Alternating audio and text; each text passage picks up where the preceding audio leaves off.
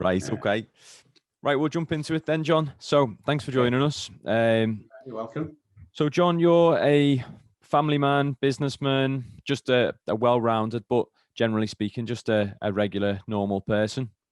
So, what is the what's the interest with with JFK then? But it started off in 1961 when Khrushchev was threatening America with missiles on Cuba. And it was all over the news, television, and I was 13 years of age. So you get a bit worried about a World War III. So that was my first interest. And when Kennedy told Khrushchev to back down, and Khrushchev did back down, which ended the possibility of World War III, I was intrigued with Kennedy. So that's when I started to like him, and I never started reading about him then, but I just liked him as a person. And his wife, Jackie, who was also always in the news. So it was top news at the time. Yeah, what do you think was so appealing about Kennedy particularly? Because obviously there's other presidents and stuff, but you in particular took a liking to him. Why? I think he would be the first one I related to at that age, because he only come in 1961. He was charismatic. He was very, very dominating in his speeches. And at that time, a lot of people liked him because of the way he spoke about what he was going to do for America and the world. So, Yeah. he was a very likable person. I mean, a lot of people like Kennedy, but the big businessmen, as you said, they were against Kennedy, and the mafia, as I say, and the CIA and the FBI. I bought a book many years ago called The Assassination Chain, and it gives you different people who would have gone after Kennedy. And I can just read them off here. I've just pulled it up. The military-industrial complex.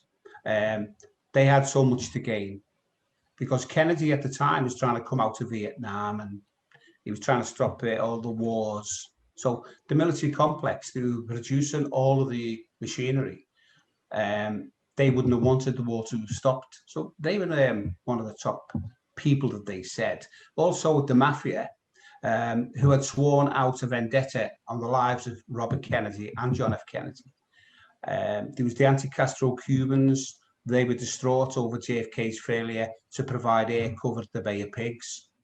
It was the CIA, determined to prevent it being scattered to the winds by JFK, because they would talk of JFK splitting the CIA at one time.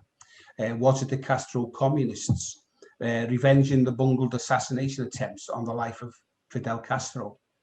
Was it the right-wing extremists? It goes on and on. There was a pretty big list of people who actually wanted to get rid of Kennedy. But this wasn't in 1961. This was 63. But that's when he started to make his enemies. Yeah. And then obviously, so when, he was assassinated, one thing or other, it was a little while later, wasn't it, where you eventually become quite, not involved as such, but quite, I don't know, passionate or a part of like a group or something like that of people who, I don't know, admirers of Kennedy. Yeah, that's right. But it really started in 1963. I come home from work and I think it was about 6:30 our time. And I come on the news flash, John F. Kennedy assassinated. And I was sad at this because, we did look up to America at the time. So, and then 2 days later, when Lee Harvey Oswald was shot, I punched the air, said, yes, they got him, So I took an interest in the Kennedys from 1963, but Jackie Kennedy. So we watched her life as she was still always in the news. But then she went out the news, and then in 1992, Billy Butler put on an advert on the radio saying it was a college course on JFK. So my wife told me about this. She was sorry years later because it did take over my life for a bit. But we went to the college course, me and another mate, and it was about 20 people there. And the college course lasted about 6-8 weeks. of a night time, and that really got your fire going for this, because there was lots of stuff that we didn't even know about. There was so much. What was the college course for, though? Was it just about JFK? Was it about conspiracy? What was the purpose of it?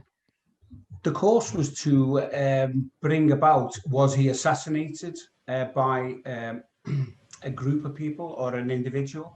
Right. So it was about the conspiracy or a lone nut. So it never went in very deep at the time, but it just gave you a little feed of what was out there to look out for in the future. Yeah, where was that? Liverpool? That was in Liverpool, yeah. That was up by the Five Ways in a college there. Right. So after that course finished, we were all left to say, what can we do now? So about 8 of us said, let's get meetings ourselves every week, but every month, whatever we can fit it in, and we'll share what we know and what we have. So there was one of the lads, Dave, said, let's call ourselves the Fair Play for Oswald Committee, because Oswald used to give out leaflets in New Orleans saying the Fair Play for Cuba Committee, because he was like, he thought Cuba was getting mistreated by America at the time. So we had just changed the word from Cuba to Oswald. But then as time progressed, we had some great meetings and we were learning. And then the 2 lads who wanted to go their own way, they took the name with them, Fair Play for Cuba Committee, Oswald Committee. And we started a group called Dallas 63, just the assassination in Dallas and the year. So we started to progress from there. But we had meetings every month at the time. There was we'd have started off with 10 each month, and then we progressed up to 50. So who's in the group then? What types of people are in this group? Is it just ordinary people? Really? Just everyday people, school teachers, people unemployed, bookshop owners, everything. They were all a mix. But we did just all weren't based in Liverpool. They come from London to our meetings. We used to get about 3 or 4, not every month, but quite a few times. And we had them from as far as Manchester, and they just travel for a 3-hour meeting, which was good. With the group, we started a journal, and we used to produce 3 journals a year. And everyone in the group, well, not everyone, but a lot of people contributed to the journal. And we had members all over the world then, and we used to send the journal out to them everywhere, down even Australia, Brazil. And we had a few hundred members. If you go back a little bit, in 1996, we held a conference, Dallas 63, and the COPA. COPA is the Coalition on Political Assassinations. They were from America, and we'd done a joint venture in the Adelphi Hotel, and there's a few hundred people attended. We had interviews, cameras, radio, and everything involved, trying to they were trying to help us along as well in the first days. The papers were putting it out as an advert. It didn't cost us because they wanted the interviews at the time. But then with the conference, that was a very good success. Saturday and a Sunday, 2 full days. We had at the conference, we had a few of the dignitaries there, which was, we had Wayne Smith, and he was the Cuban ambassador from America, to Cuba. And we had Walt Brown, used to be an FBI agent. He was our keynote speaker. And he also researched and wrote books, and he was a top researcher. Everybody in America wanted to listen to Walt Brown. We had Charles Crenshaw. He was a doctor. He was actually in the operating theatre when Kennedy was taken in, and he was in the operating theatre when Oswald was taken in. So he had his views as well. So he was talking at our conference. John Newman, which he was a member of the ARRB, Assassinations Record Review Board. Matthew Smith, he was a British author, and he was responsible for bringing Marina Oswald to Liverpool in 1992. to do a television interview and to sell a book for him because he had a new angle. Then we had Joseph Bax. He's still researching now in America, you know. Yeah, So yeah. we had a good list of people there. Yeah, are they all of the same kind of mindset to yourself, or was there anyone who thought differently to it? Was there anyone that thought it genuinely just was? There was one guy there, Paul Mahon. And he's a really good researcher. And he used to go around colleges and schools in England. I think he'd done some in America. And when he used to talk, he was saying Oswald was innocent. After a few years of researching, he changed his mind. He said, now I can't, no, he couldn't carry on saying Oswald was innocent because he couldn't find any truth in what was written, that he was innocent. But I did ask him, what did he find that made him guilty? And he couldn't tell me. He just said he couldn't find him innocent anymore. So he actually went the other way. Yeah. So he was one of our talkers there. He got booed down by a lot of people. Yeah. When he was talking, because we had some authors in the audience from 1960s, the early books. So we had them in the audience, and they were not happy with them. So they were jumping up and shouting at him, Yeah. You can't say that, type of thing. But he was the only one who actually said Oswald was guilty. But all the others were Oswald was innocent. Yeah. Crenshaw was saying he saw the body wounds. They weren't the same as what he saw. So when he wrote his book, he was saying that the wounds had been altered, things like that, so. Yeah, it's mad. I mean, obviously, when obviously you first heard of it and stuff like that, what did you think straight away? Did you think it was, Oh, I thought it was Oswald, yeah. Oh, did you really? Yeah. And so have you changed? When it happened. Yeah. Oh, yeah, because it was like everybody thought it was Lee Harvey Oswald at the time.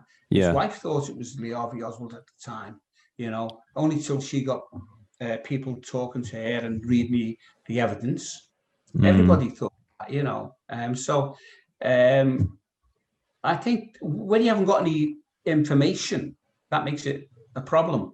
It was only when people started coming out with books at the time, like one of the early books, 6 Seconds in Dallas, by Josiah Thompson, which is a very good book to read. It's one of the early books, and it's well sought after now. I have a copy of it. It makes a lot of sense. Yeah. But yeah, so it was until the researchers come out, we didn't know nothing. So when you obviously straight away thought it was Oswald, and then all these other theories started coming out about, the Umbrella Man, and there's so much online about that, even that theory on its own. Oh, yeah. And then there's all sorts of other bits saying it was the driver in the front seat of the car who turned around and shot him. Yeah, that's right. Yeah. I mean, it was just, a lot of it's just mad and you just go into this rabbit hole when you go online. But what is has your view changed from what it was initially? Do you think it was? Oh, yeah. I think from the initial, he's guilty because that's what they told us. Yeah. Until we find out the researchers. I can do a little bit of research, but I can only research the books. I have met quite a few witnesses who were there, and a lot of them just seem to making stories up for fame. Yeah. But my view changed, and you say, well, it's possible Lee Harvey Oswald did shoot Kennedy, but we haven't got one piece of proof saying that he was the actual shooter. But we haven't got one piece of proof to say he didn't shoot Kennedy. You see what I mean? It was sort of like, after reading lots of books, I've got over 100 books, and I've got articles, videos, I've got tape recordings. I went down to Austin, Texas, to the LBJ library. I was reading through all the evidence, and you're looking at the same stuff that all these people are putting out in the books now. Yeah. But you can't pin any one person. Yeah. To the assassination. I mean, if you had to hazard a guess with kind of all your information and stuff that you know now, what would you say? Would you even hazard a guess, or? Yeah, well, I've spoke to many people about this. I think that Oswald could have. We can't say he was involved, but he could have been involved. There was too many things that went on in his life. Like he went to Russia, he defected, and within 2.5 years, he come back, and he got back quite easily. He didn't have to struggle to come back. I mean, because he even denounced America at the time. So I would say that Lee could have been involved, deeply, because he knew too many people who were also possibly involved in the assassination in New Orleans. Hmm. Although all the people he knew in New Orleans, the assassination took place in Dallas. They were too far away for me. But you just don't know. Jack Ruby was in Dallas, but he had associations in New Orleans as well. Yeah. I mean, I don't understand the story of Jack Ruby. I never, even online now, when I was looking around, there wasn't. Well, apparently he knew Lee Harvey Oswald. He knew quite a few people that Lee Harvey Oswald knew as well. Oh, right. So that was a thing. Lee Harvey Oswald was seen in Jack Ruby's nightclub. Oh, right. So, Yeah. But whether you believe the witnesses who say these things, but you got to start somewhere. I mean, you've got to start believing some stuff. Yeah, exactly. Yeah, it is amazing. Jack Ruby was a strange person, but there was one thing. When Oswald was getting led out by the police, Jack Ruby was in the post office at the time. Oswald was supposed to be coming out. Jack Ruby was in the post office, and if he was planning to kill Oswald, he wouldn't have been in the post office. He would have been waiting for Oswald to come out, the police station. Yeah. But so he apparently walked down the car park and he saw Oswald coming out. He left his dog in the car, which he loved, and he wouldn't have ever left the dog in the car, apparently, because he loved him that much. And then he shoots Oswald. But he said it was a knee-jerk reaction. He said it was because he didn't want Jackie to have to go to test me and things like this. So it was a knee-jerk reaction, and I really believe that myself. Yeah. That's my belief on that one. I mean, you said before as well about Lee Harvey Oswald went to Russia and stuff, and that's where he met Marina, isn't it? That's right. Yeah. And then obviously through one thing or other, you've became quite well associated friends with Marina. Oh yeah. So how did that relationship form with you and Marina? Was that just purely through this group that you're in, or? No, it was Matthew Smith at the time. He wrote a book, and he brought Marina. See, Marina, you have to realize, she just didn't follow people and do things. She only followed people who had new information, which would prove Lee innocent. Right. So, Matthew Smith said, I've got a book and I've got evidence that Lee is innocent. Would you like to come to England? So she did, with her husband, Ken. And they were going on Granada in the morning at the Albert Dock. And one of the lads phoned me up and said, you won't guess who's in Liverpool tomorrow, would you? And I said, who? He said, Marina Oswald. So her name's now Porter, Marina Porter. Yeah. So I went down and introduced myself through Matthew Smith. And from that day, we just seemed to get on pretty good, yeah. When you say you introduced yourself to her, did you basically open the conversation with, I think Lee's innocent as well, or? Oh, yeah, we did. First of all, I introduced myself with a letter from our group at the time. And Matthew brought me in to see Marina, and we sat down. But yeah, we did. She asked me, what did I think? And I just said, I think Lee was involved. And she said, her words were, so do I. Oh, right. She said that to you, that she thought he was involved. Yeah, but she said, with all the evidence that's coming out, now she thinks he could not have been involved. Yeah. So there was a change. But so we had a discussion at the night. And then the next morning we had an interview with Billy Butler on the radio, which was put it out. And then a lot of more people phoned in. And then people wanted to join our group because of this. Yeah. Because people got aware of it by then. Because Merseyside Radio, it's huge. Yeah. I mean, I read recently, and I say recently, as recent as researching for this, and it said that Marina had released a statement later on in life to say that she did believe that he was involved with it. So that's right, yeah. It makes me wonder what the evidence was, or who's presented it with what evidence. And obviously your view changed as well, John. That's right, yeah. So, but yours has changed to the point where he could have been involved from he was involved. His changed from no, there's no way he could have been involved to I believe he was involved. Oh no, originally she thought he'd done it. Straight away, yeah.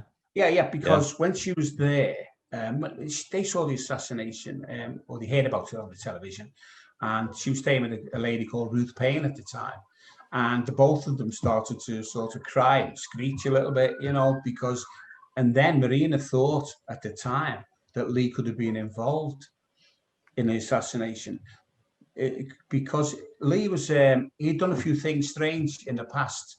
He'd actually shot at a General Walker 7 months earlier and tried to kill him. Why? Apparently.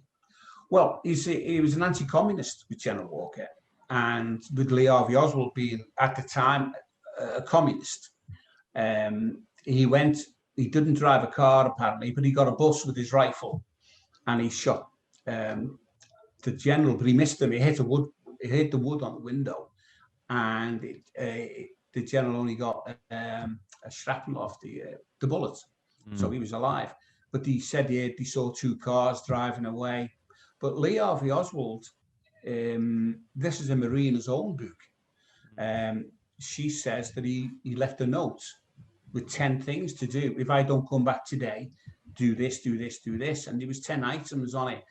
And he listened to the radio and he thought, they were saying on the radio, the shooter got away in a car.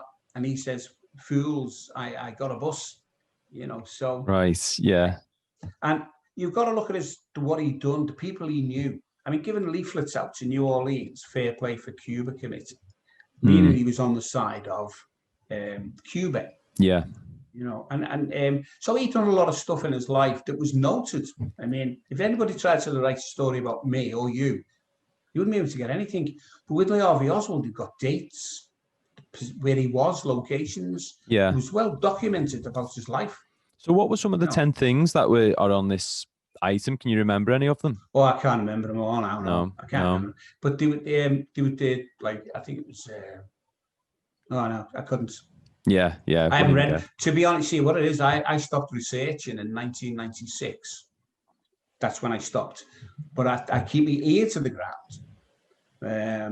The reason why we stopped was we had the conference and we were battered it for 4 years. We were reading the evidence. We were talking to witnesses, and we had that many people who were lying or misleading. Yeah, it seemed like a waste of time. But there was another group that started in London from us. We started it as Dallas 63, but they thought we want to start our own group. So they changed the name. They had all the members from Dallas 63. And they're still researching to this day. And I'm a member of their group on the internet. And I still read a little bit, but I don't sort of go into it heavily anymore. Yeah. But they're still like researching the same stuff we were researching in the 90s. Yeah. Because there's very little news coming out at the moment. That's developed from it, yeah. I mean, yeah. So have you ever been approached by anyone from, obviously, I don't know, any official body as such to try and throw you off or to tell you to stop? Yeah, nobody's ever approached us. Yeah. But we people take this so serious. Yeah. I remember saying to a chap in Dallas, this is a hobby. And he went, a hobby? This is our life. And I said, wow, you've got to get it into perspective. I mean, many years ago at one of the conferences, there was one of the speakers said he thought Oswald shot Kennedy. And he said, why don't you all give up and get a life? Because he done it, Right. And that's a lot of opinions. But but we don't get anybody threatening us or approaching us. We've had television cameras pushed in our face from everywhere. Yeah, I was going to say, I mean, didn't you have a phone call from the press at some point? Didn't the press get in touch with you and say if you didn't give them something they'll... Oh, yeah. That was when I went to Belarus with Marina and her husband and my wife in a minibus. Right. What happened was we just thought we'd do a trip to Belarus in 1992, the end of, and 1994. I'd been in Belarus in 92, actually, you see. But in 94, we went to Belarus and we didn't talk about Kennedy for the 5 weeks that she was over in England and on the trip. That was part of the deal, let's not talk JFK and Lee Harvey Oswald. And we both stuck to our word on that. Yeah. the trip went on to Russia. Then we went into St. Petersburg, so that was a great trip. Great memories. But what was it that when they were saying, if you don't give us anything? Oh, that was the Echo or the Daily Post. They phoned me up, the Daily Post, and somebody had told them from our group that we'd gone to Russia, and they phoned me up and said, "Can you give us a story?" And I just said, "I've never met Marina Oswald, and I don't know who she is. I know who she is, but I've never met her, so I can't give you the story." And they said to me, "Well, if you can't give us a story, we'll make one up." Right. You know? And did they make one up to your knowledge? No, I didn't. I don't know. I never bought the paper, you see. So yeah. Be interesting to see. They did. Yeah. Maybe look back. You know. Yeah. When was the last time you seen Marina? Oh, it was 2003. The last time we saw it. And we used to phone up every year. You know, a couple of times a year. But things drift away. We don't talk at the moment. Yeah. You know, is she a bit of a recluse? Obviously, after all the attention that she got, because I've seen a picture. I've seen a picture of the house, and it's like no trespassers allowed, and she lives. It's like a big caged in. I don't know. I can't really describe it. It's like 17 acres of land. Yeah. Farmland, and they have none of their own animals. That's only got little fences. They weren't at the time, and I was there in 2003. It wasn't big. Yeah, they were only standard fences. They had neighbours, but what it was in them all them years ago, I think she wanted to get out because when she was walking along the street, people used to spit at her and say things to her, you know. Yeah, and she couldn't speak English at the time in 1963, so she had problems. But when she met Ken, they moved out of to Dallas into Rockwall. Nobody had married them because of who she was. But they eventually got married in a little town called Fate. Yeah. So, you know, but then they moved into this farm, which is it's out in the sticks. It's 30 miles from Dallas in Rockwall. So, you know, but she's not a recluse because she worked in a military hardware store, you know, ex-military, like the Army and Navy stores. Yeah. And she worked in one of them. So, you know, and people used to come in the shop just to stare at it, you know, stuff like that. I can imagine. Yeah. I suppose in some way she became a bit of or still is maybe a kind of celebrity that you would be fascinated to see because it's such a massive event that happens. You know, it is world changing. Yeah. It is. I mean, she always said she wanted to be infamous. But she used to go on like when people have new evidence, she would go and try and support them. And that was the one thing she did do. If anybody said, "I've got this new evidence," she'd look at it and she'd say, "Okay, I'll support you." Because there was quite a few people there in the past who tried to support her. And I phoned her up because I had a good relationship with her in 1996. We had our conference. And I used to phone quite often. And I was in her house in 96. So I said, "We're having a conference. Would you like to come and be a speaker on the conference?" And she said, "Well, have you got any new information that we can support?" And I said, "No." She said, "Well, I'll only be rehashing what's already been out there." And it's a good point, like. Yeah. So I agreed, you know, we can't just keep rehashing the same stuff. Because I've seen her on shows and stand on their own ground. She was on a show with Larry Howard on a television. And the person asking the questions asked an awkward question, and Larry Howard said, "Oh, that's not what we agreed to. We agreed not to ask these type of questions. And come on, Marina, let's go." And she said, "No, I'm staying." Larry went, and she stayed on camera. Right. She carried on fighting the battle. Yeah. And she, you know, a very honest woman. Yeah, she sounds really interesting. I just the thing that doesn't fit for me. I suppose this is where, you know, the conspiracy continues and stuff for a lot of people is, you know, if Oswald had tried to shoot someone 7 months prior to JFK and he'd missed someone presumably at a closer range, then how can he hit JFK in a car that's moving from a further away distance? You know, all them things, it just doesn't make sense. I think with General Walker, he was only 30 yards. 30 yards. It hit the wooden part of the window frame, you see. Yeah. So, but with Kennedy, I've been up to Texas Scuba building and looked out the window, not the actual window, because they got that boarded off now, but your next window. And I think I could have hit him with a brick, personally. Really? It was that close. It's only 30 meters possibly as well. But the car was moving at 11 miles an hour, going away from you, still in a near enough straight line. So anybody up there could have done it. But that's not saying the Harvey Oswald done it. Yeah. But he was shot from somewhere. And it doesn't matter if they hit him. So whether it be from the sixth floor or the grassy knoll or the underpass, the overpass, so it could have been. So they still hit him, and they were still a fair distance away.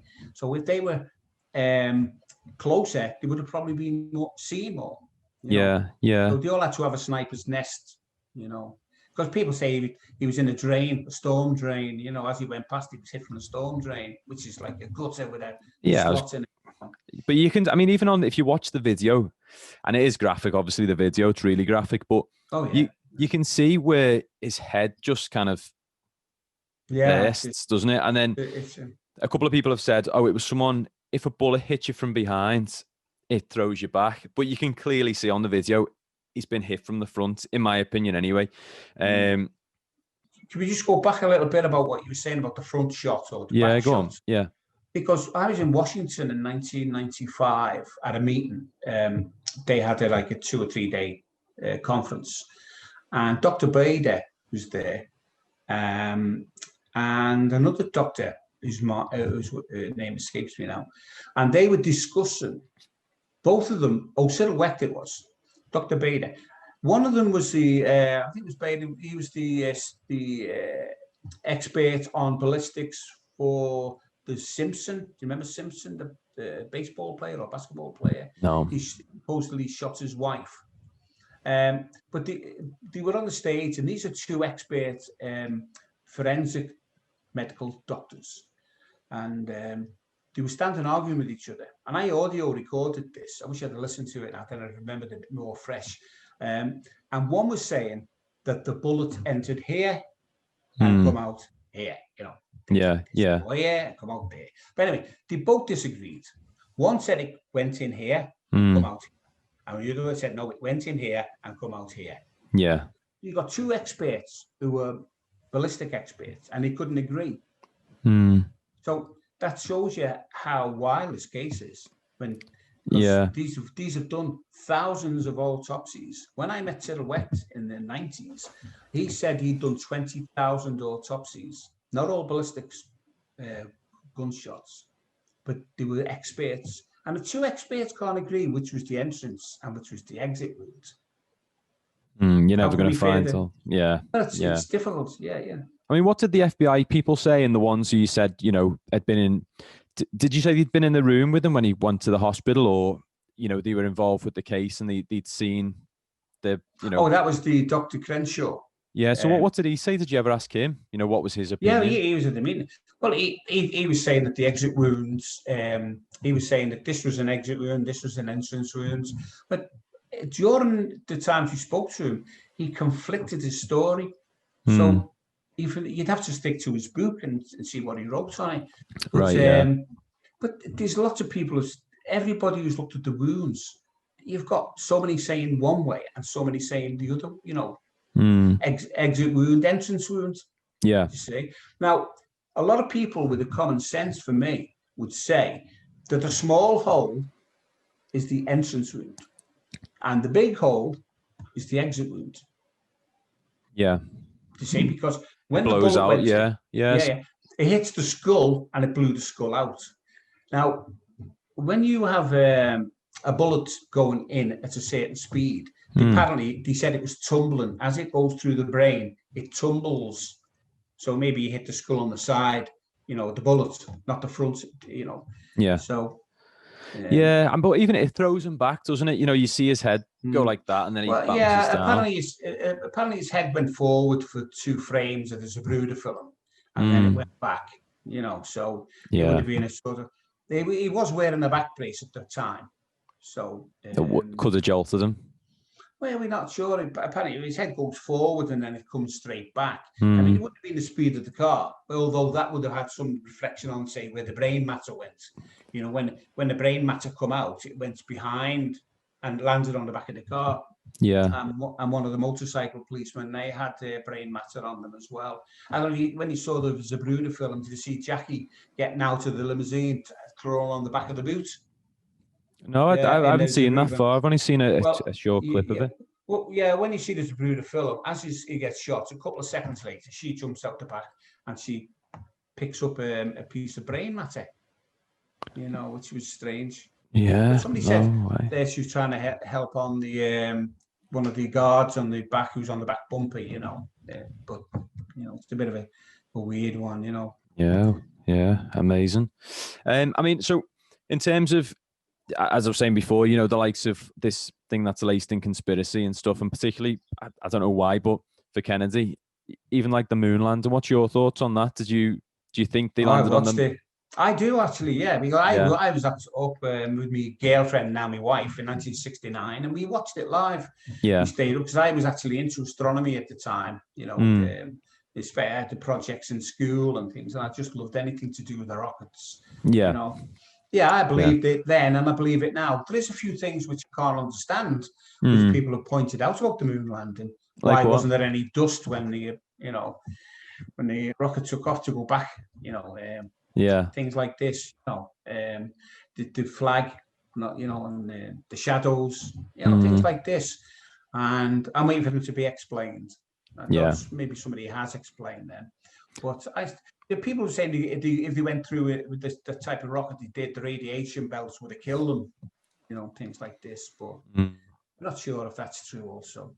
Yeah, it's amazing. I mean, and even like to kind of wrap up a bit on Kennedy, I seen a thing online. He put a speech out. I think it wasn't for long before he was assassinated, and it was all about kind of exposing secret societies and being honest and open with the public and stuff like that.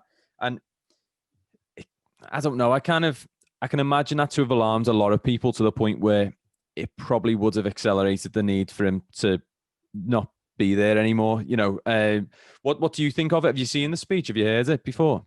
I probably did, but Yeah. I probably, you know, don't know which one you're talking about, but I do know at the time, Hoover, who was the FBI, he hated Kennedy, all the Kennedys. Right. So, you know, he'd be one thing that Kennedy would be going after Hoover, you know, to try and, because he had a big control on the government at the time, and the FBI were bigger than the CIA, I think. So, yeah, and I think there was a lot of other little groups that he was under, you know, like even the mafia, because Robert Kennedy was trying to break up the mafia, you know. So, I mean, these are groups and things. So, yeah, there was lots of groups out who didn't like Kennedy, and he didn't like them. Yeah. So, yeah, you'd be trying to break them up, and they would. That's why I was reading that list out earlier, you know, about the military complex. Yeah, like that. yeah. I mean, I've watched a couple of documentaries, and I think there was even a recent thing about, you know, when they took down the mobs and stuff in America, and New York, I think, was one of them. And then there's obviously a film that Martin Scorsese did called The Irishman, and there's a bit of a focus on that with Kennedy and all that kind of stuff. So I don't know. It would make sense for people to want to wipe him out, I suppose. You know, get rid of him. Because there's too much money involved, you know, and too much of a high risk to keep him around. Yeah, well, that's right. I think the family people loved him, and the people with the money and businesses, like military complex, etc., they didn't like him at all. So they all wanted him out. Yeah. So, final question then, John. Who now, with all the kind of evidence and stuff that you've looked at, heard of, etc., who do you think shot JFK? I still struggle with the answer to this. Yeah. But I wouldn't put it beyond like mafia. You know, like, because I've read a lot about the mafia being involved, and it always stems from them. During the Second World War, the mafia protected the docks of America for the American government. So it shows you that the American government can be involved with the mafia because they used them. So there's nothing to say they didn't use them in 1963 to do the same thing. But they just go like LBJ, Lyndon Baines Johnson. He threatened Kennedy in the morning to his girlfriend, and he said, "That son of a bitch won't make a fool out of me ever again." And that was the morning of the assassination to his girlfriend. So everything's possible. Could have even been the mafia, with the government using the mafia. I lean to that one more than anything. Do you? That could have been the mafia. Mafia shooters, yeah, 1 shooter or 3. I just don't know, because we still don't know how many shooters there was. We got people saying 1, 2, 3. So we can't see. We can't say 1, because we're only reading the evidence what people write. Yeah. And the people who were there at the time, they still don't know. The people who were standing on the grassy knoll, I've interviewed a few of them, and a couple of them are just idiots telling me I asked them what they'd done, and they just reenacted it completely opposite to the way you would have wanted it to be reenacted. Yeah. I asked him, where did the shots come from? And he said, up there. I said, what did you do? So the two of them went and hid behind a tree, but they hid behind a tree with the window behind them. They didn't hide behind the tree. They hid the wrong side of the tree. Yeah. So I said, if you thought the shots come from there, why did you hide behind the tree with the shots to your back? This is, and I've met a lot of people who said things like this. But now we've got a person running around the scene, Judith Vary Baker, and you should imagine you've read up on her. Watch some of the videos that she's saying now. It's just crazy stuff she's saying. Like what? What kind of stuff? Oh, she's bringing in plans. Like Lee Harvey Oswald, he went to Mexico in '63 in March, and his purpose of going to Mexico, it was to deliver a cancer serum to somebody in Mexico who was going to then take it to Cuba to kill Castro. And Judith Vary Baker was a researcher, cancer at the time, and she won awards for doing all this type of stuff. He was actually doing injecting prisoners with cancer at the time to see if it worked. And apparently because Lee and her were boyfriend, girlfriend, which is disputable. They knew each other. Yeah. Whether they were girlfriend, boyfriend, we don't know. But now she told me that personally, by the way, in about 2001 when I met her. She said Lee had a cancer serum and he was to take it to to Mexico. But when he got to Mexico, the person he was supposed to meet didn't turn up. So then Lee Harvey Oswald tried to get a Cuba visa to go to Cuba, and he wouldn't give it to him. So he didn't get there with the cancer serum. Now, with Oswald being communist, why was he trying to kill Castro?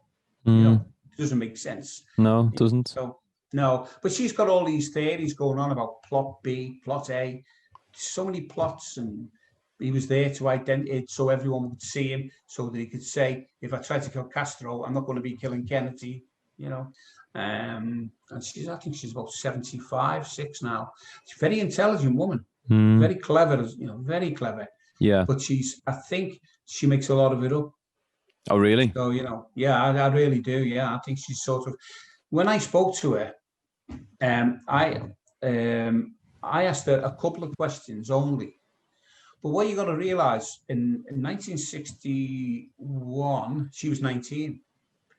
And then she's telling me, and she's telling the world, that she knew Carlo Marcello, who was the head of the mafia in New Orleans and in Dallas. She knew him. She knew Jack Ruby. She knew David Ferrie, who was involved in it. She knew so many people at the age of 19. She knew Lee Harvey Oswald for 5 months, and they were lovers. Yet within that 5 months, she got married to somebody else. Doesn't make sense, that, So what, don't you think she knew all the people she was saying that she knew, or? No, I don't believe that, no. No? I don't believe because there was things that she said to me that didn't ring true. It just doesn't make sense. And she said she met so many people and she knew so many things about the plot, about plots to assassinate Castro, and then the plots. She said she stopped the plot Lee Harvey Oswald stopped the plot in Chicago, with Kennedy assassination attempt. And don't know how he stopped it from Dallas to Chicago. It's, I don't know. You have to watch one of the two of her videos. Yeah. She talks. Yeah, I will. Because a lot of it doesn't make sense. It sounds like she's contradicting herself with saying he stopped terrible. The Chicago thing, but then done the thing in Dallas. If you watch one of her videos, the camera's on the audience, and you see during the conference that she's given, people are walking out. Oh, right. And near the end, she turns around and says, "I'm sorry if I offended anybody. I've noticed a lot of people walking out." Right. Well, at the conference that she had in America, there was probably about 40 people there. We had one in England, and it was a couple of hundred. Yeah. You know, and what's our interest? They should be more interested. But she's wrote many books, you know. And what's her view on it then? I mean, from the books that you've read, Lee's. I don't read her books, to be honest. I've been on the internet and read some of the stuff that she's put out there. Right. And I've seen her on video, and I know people like in Amsterdam, where she stayed for the short time before she came to Liverpool. She went from Amsterdam to Bulgaria, and then she come to Liverpool for 2 weeks, and then she went back to America. But she has to keep moving, she says. Every so many months, she has to keep moving to another country. Why? Yeah, she's I don't know, because she's, I think because she's paranoid. She thinks people are out to try and get her. But her view is Lee is completely innocent, right? And it's the love of her life, Although she was married to somebody else, I think they divorced in 1986 or something, and she had 5 kids. But I mean, obviously, she couldn't have married Lee Harvey Oswald after he got assassinated. But why did she get married when he was her lover? The love of the life. Yeah. You don't do them type of things. You would hope. She said to me that she said to Lee, "Can't you leave your wife, and we'll run off." Right. And if they were both in love, it was an easy thing for a person like Lee to do that type of thing. He could have done it. He didn't want to. Yeah. Whether that's I remember when she come to Liverpool, she pulled out a big blanket out of a suitcase, and she said, "That's the blanket that me and Lee used to have picnics on." Right.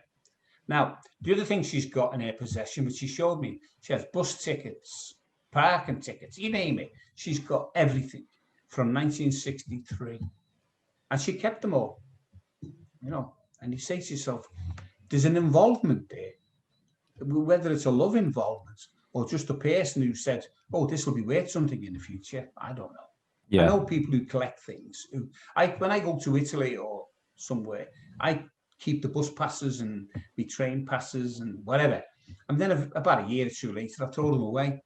When you read it and say, "I don't need that." Yeah. But because Lee was assassinated, she's kept all these things, and she's a hoarder. She's kept all this stuff. But I don't believe 99% of the stuff she says. Personally. Yeah. It's amazing. It's amazing the fact that she's able to go around and say it without having any kind of consequences, because it's to some degree fraud, I suppose, because you're just making lies up. But then again, I suppose, who's to say all the other books and authors and conspiracy theorists and stuff like that, who's to say they're telling the truth? You'll never know. You never know. I mean, with Judith Baker, you'll never know, because she's twisting it. What she's doing now, I had the opportunity to talk to her for a short time, and I found that she knew more about the assassination than me. In the 5 months that she was with Lee Harvey Oswald, right, she would learn about Lee. But after the assassination, she would only learn about what she reads. And I could say that she's read all the books. She's so intelligent, and she could read something, and I think it stays in the box, and she can keep using it, and that's the ability that she has. And I think she's read too many books now, and I think that she should. She's wrote books of her own, and I actually downloaded part of it to read, but I think after a few pages, I just got a bit. I can't believe it. Yeah. Do you reckon her mind's a bit warped because of all the information, or do you think it's intentional to stay relevant? Yeah, I think it's intentional. Yeah, she wants to stay in the public eye because now she's the only one in America doing conferences in November. All the other people have stopped doing it for some reason. I don't know why, but they were all doing them, and she's took over now. And the people go to her conference, and there's even people from England. They go over to America to hear conferences, and I wouldn't, if it was over the road from our house, I'd probably go and listen to it. Yeah. But I certainly wouldn't travel to America. I've been there to the conferences 5 times now. Yeah. And they've always been interesting. And they've always had good keynote speakers and speakers who you can talk to them afterwards. You can quiz them and say, well, you can ask them why he wrote this. Where's the evidence to this? Yeah. All she keeps saying is what she remembered before the assassination. And that's all she can make. For a 19-year-old girl, I did. When he was in the Air Force, what was it? He was in the military. He got in when he was 17, and he lied about his age. He had to be 18, but he lied. And what Judith Baker said, that he was sent to Japan, and he was interrogating prostitutes. The geisha girls. Right. He was 19. He was 19 years of age. So now he's a 19 years of age undercover spy. And because apparently these prostitutes were getting information from the people he was sleeping with, who were high in the military, and they were getting the secrets off them, and he was going with them to get the secrets. And he was 19. Yeah. Yeah. And as I said, when she was 19, she's involved with Carlo Marcello and all these big people, and they're telling her the plots and why they haven't killed her before today. Why did they shoot her then? It doesn't make sense. No, it doesn't make sense, and that's what kind of, I suppose, makes me wonder a little bit more is, the likes of the mafia and stuff. If she's giving away information and saying, "I knew this and I know all this information," surely someone would have took her out. Oh yeah, I would have thought so. But we had a guy in our group called Fred Litwin, and he's from Canada. He just wrote a book now. I was a teenage JFK conspiracy theorist or something. He's a brilliant guy. And he wrote an article, and it was called "A Conspiracy Too Big." That's for our journal in the mid-90s. He's a conspiracy too big. And I believe that. It's a great article. Yeah. It's like today, we got this virus going around. It's a conspiracy too big. People say it's a conspiracy, but it's too big. Yeah. And it's exactly the same as the assassination. Yeah. So, yeah. Suppose some answers are just never going to be found, and that's the way it needs to be. But I don't know. Yeah. Credit where credit's due. Well, we'll never find out this one because they released some documents a few years ago, but they were all being redacted, blacked out. And there's nothing there. There was nothing there at all. They said after so many years they'll release everything, Never did. No, it's hogwash. We're never going to find out. Interesting though. Makes the mind wonder. It does. I hear a bit of information and I start, as you say, wonder and go, I wonder if that's true. Yeah. Because how can, it's just to carry on with something. In 1963, Jean Hill was watching the parade, and she saw a gunman on the grassy knoll. So she ran after him. Oh, hang on. You don't run after a gunman. But there was a video there, and she didn't run. She stayed there. But she said she ran across the road after the gunman to get him. But 1969 comes, 6 years later. I spoke to her in the 90s. No, sorry, it wasn't her. It was somebody else, a friend. And she said, and it was in a book, Jean Hill remembers seeing a flash of gun fire, But she didn't see it in 1963. She only seen a gunman. But in 1969, she remembered seeing a flash of light, and it was a gun. Right. Anyway. Yeah. You can go on and on. You can go on and on and on. Yeah, it's interesting, John. It really is. You can't deny anyone that. And but credit where credit's due to the people who are still researching it and trying to find answers. We need them people to keep trying. Yeah. With honest conclusions. But I've got some books to sell if you want any. Right. You should write a book on it. Yeah, I've done articles years ago. Yeah. No, you should write a book. Be interesting. No, actually, there's a lot of people out there, hundreds of them, and they're dedicated and more knowledgeable than me. Yeah. I mean, don't forget, I stopped my researches in the 90s, Yeah. researching. Yeah. So mine's all off memory now. Yeah. Because I didn't do any researching for this, they're just using my memory. Because when I used to give a few talks in the 90s, and I just used memory, didn't have notes. We just used to use the memory. Yeah. So you have to get back into the books, but there's too many to read, and you don't know which one. I'll just tell you the thing. I know a guy who's read 4 books on the JFK assassination, and he says Lee Harvey Oswald didn't do it. I said, well, he probably read the 4 books that said he didn't do it. Go and read 4 books that said he done it, and then he'll say he done it. But I've read mostly he didn't do it books, and I've got a couple saying he did do it. Yeah. So, but I'm balanced at the moment. I'm not convinced, and you can't say until you're convinced. People go around saying Lee Oswald didn't do it. There's no proof. And one of the last comments I said at the conference in '96 was, can anyone here give me any evidence that Lee Harvey Oswald shot Kennedy? And they all shouted, no, nobody can give. And then I asked them for one piece of evidence to prove them innocent. And nobody could give me any answers. They booed me. So there's no evidence, solid, concrete evidence to on say either he done sides, it or he didn't do it. Yeah. Until you get that, it's all supposition. Maybes, possibilities. And you're never going to get it. Oh yeah, I don't think we ever will. No. Especially with people twisting the truth or adding things. Yeah, I mean, if you were going to expect anyone to know anything at all, it would probably be the likes of Marina or someone like that, who obviously clearly didn't know the man she was, with, and which if she doesn't know it, how are we ever supposed to know it? From reading books and people's lies for a large part. We're never going to know. I don't think so. Not with the people I've met, because I've met quite a few people and they just contradict themselves. Yeah. And the different stories. And out of all, say, few dozen people who know the answer, which one is the right answer? Because they're all different. When you meet people, and they start telling you how this theory works or where the bullets come from. Yeah. So as you say, I don't think. No, it is interesting, John. Really is. It is. But look, thanks a lot for doing it. For talking about it. I do appreciate it. And you're welcome. Look after yourself.